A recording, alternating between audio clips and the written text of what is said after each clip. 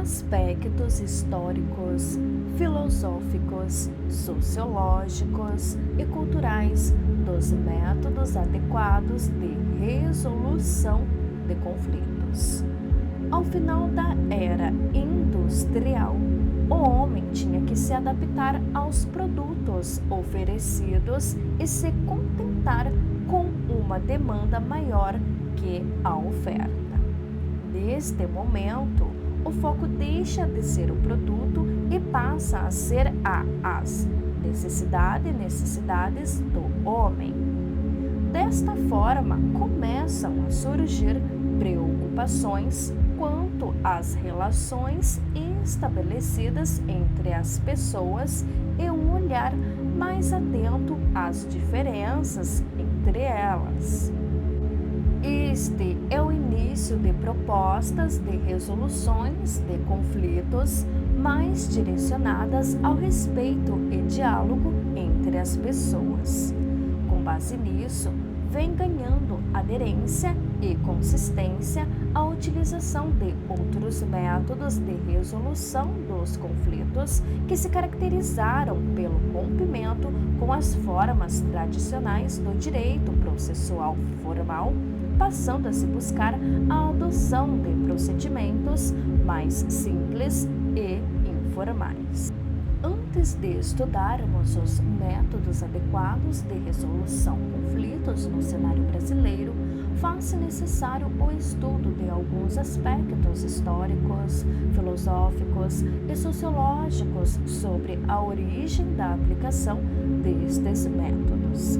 Para isso, vamos aprender algumas questões sobre o desenvolvimento do constitucionalismo e do neoconstitucionalismo e a sua influência na mudança de paradigmas no cenário brasileiro, além de compreender o fenômeno da explosão dos movimentos alternativos na sociedade contemporânea.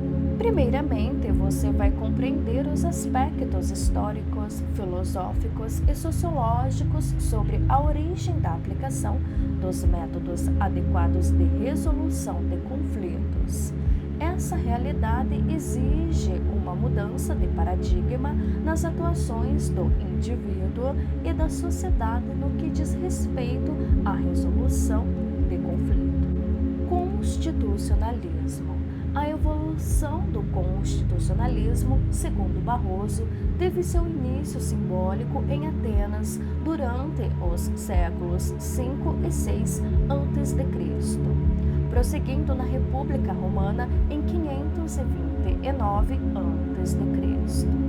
e vindo a desaparecer por mais de 1000 anos até o final da Idade Média.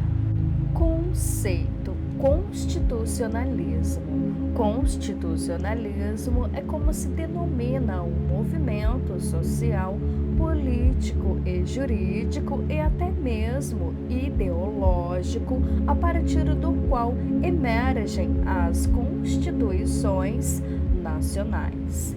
Em termos genéricos e supranacionais, constitui-se parte do estabelecimento de normas fundamentais de um ordenamento jurídico de um Estado localizadas no topo da pirâmide normativa, ou seja, sua Constituição.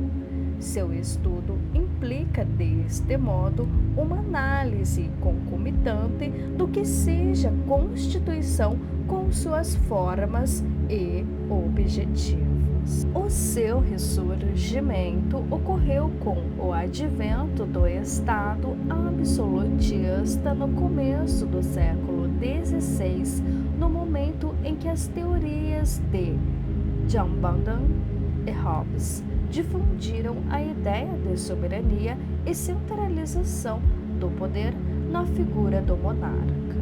Sob a influência de pensadores como Jacques Rousseau e John Locke, eclodiram durante os séculos XVII e XVIII as revoluções inglesa 1688, americana 1776 e francesa 1789, dando início ao Estado liberal fundado na soberania popular e no poder legislativo. Curiosidade: a era das revoluções inglesa, americana e francesa.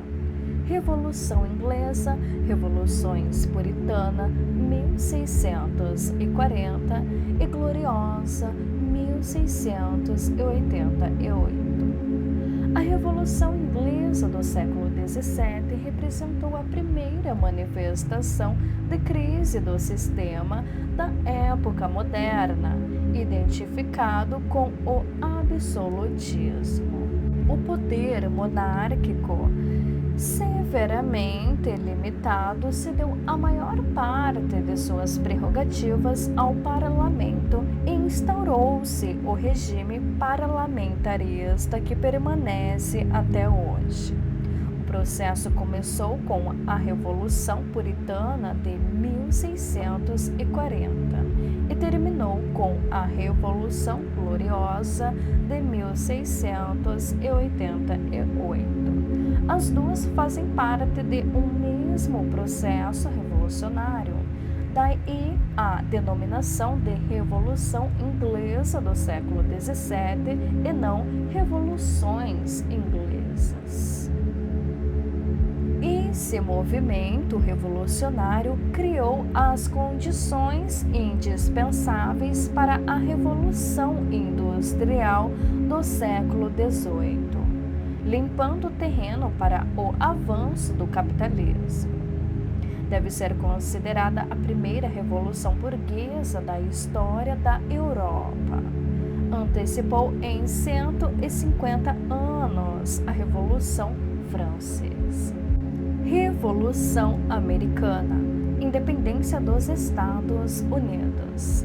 Na passagem do século XVIII para o século XIX, com o declínio do antigo regime, o liberalismo político e econômico forneceu a base ideológica para a superação definitiva dos entraves que barravam o progresso capitalista.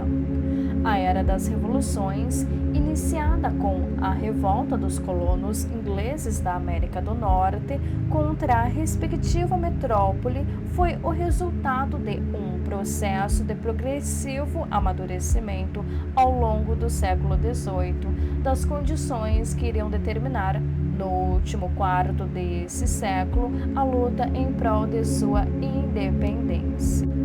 Revolução Francesa, abolição do antigo regime representado pelo absolutismo e o mercantilismo e a consolidação da burguesia no poder.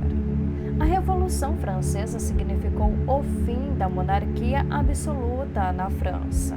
O fim do antigo regime significou, principalmente, a subida da burguesia ao poder político e também a preparação para a consolidação do capitalismo. Mas a Revolução Francesa não ficou restrita à França.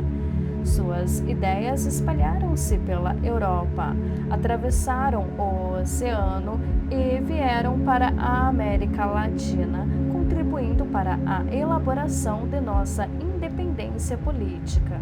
Por esse seu caráter é que se convencionou ser a Revolução Francesa o marco da passagem para a Idade Contemporânea. O período moderno foi marcado pela consolidação do Estado de Direito ao longo do século XIX, com o predomínio da razão e ciência jurídica defendida pelo ideal positivista de Hans Kelsen. A aplicação deste sistema puro e idealizado objetivava a segurança jurídica pautada na aplicação de um direito completo e autossuficiente.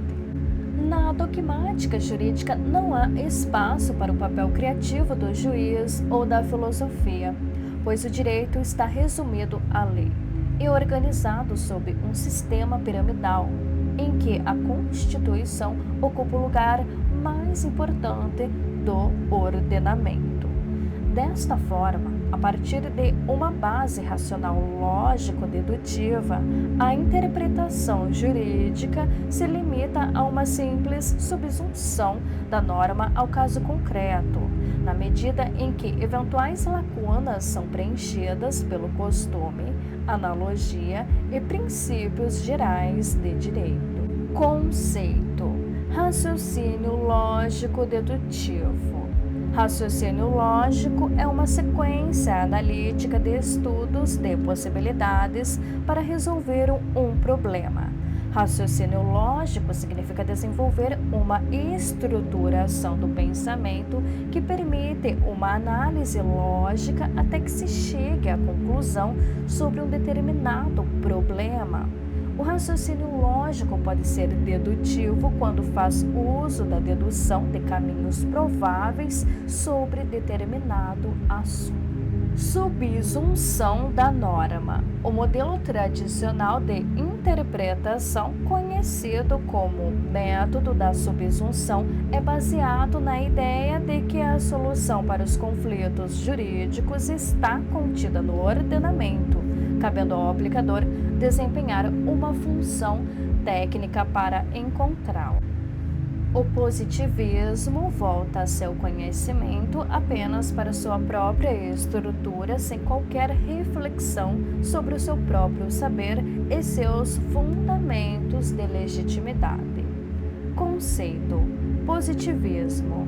Positivismo é uma corrente de pensamento filosófico, sociológico e político que surgiu em meados do século XIX na França. A principal ideia do positivismo era a de que o conhecimento científico devia ser reconhecido como o único conhecimento verdadeiro. O principal idealizador do movimento positivista foi o pensador francês Auguste Comte, 1798-1857, ganhando destaque internacional entre metade do século XIX e começo do século XX.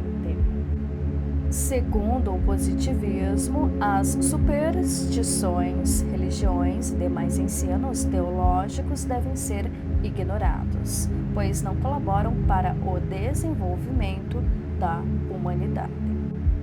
Por esta razão, a dogmática jurídica sofreu uma grande crise com o término da Segunda Guerra Mundial, dando espaço para o surgimento de teorias jurídicas pós-positivistas e a ascensão do poder judiciário no direito contemporâneo.